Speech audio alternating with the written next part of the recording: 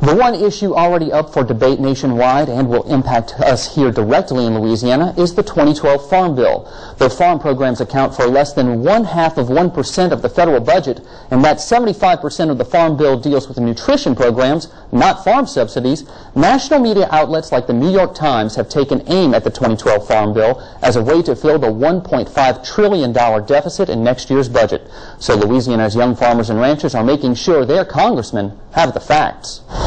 Chances are you think this is where most of the money from the federal farm bill goes, to family farms.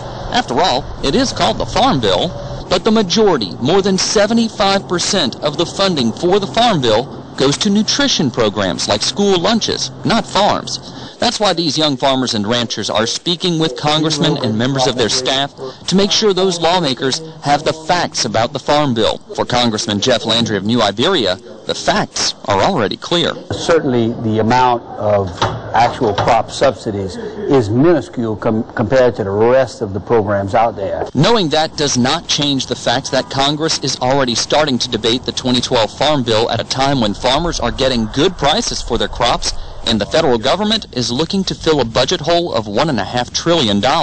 It's going to be a real fight for who can get control of those dollars. Mary Kay Thatcher is the farm policy specialist for the American Farm Bureau Federation. She says even though the current Farm Bill does not expire until October of next year, Congress is working to get the 2012 Farm Bill written well before the line. There's a real incentive this time to want to get it done in 2012. I think the longer we wait, the more budget money that sort of goes out the back door we don't have to use to write a farm bill.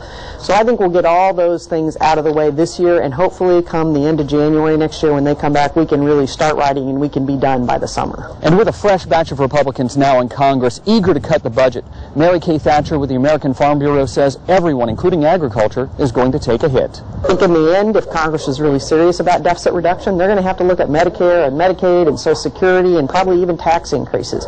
But absolutely, we will have some cuts, and so we need to figure out what in agriculture can we do without, and what do we really need for that safety net. We are mounting deficits that are unsustainable in the current path, and I am going to be looking closely at how we can protect our farmers and also reduce the deficit at the same time. Regardless, any budget cuts will impact you either in a reduction of services or increase in taxes.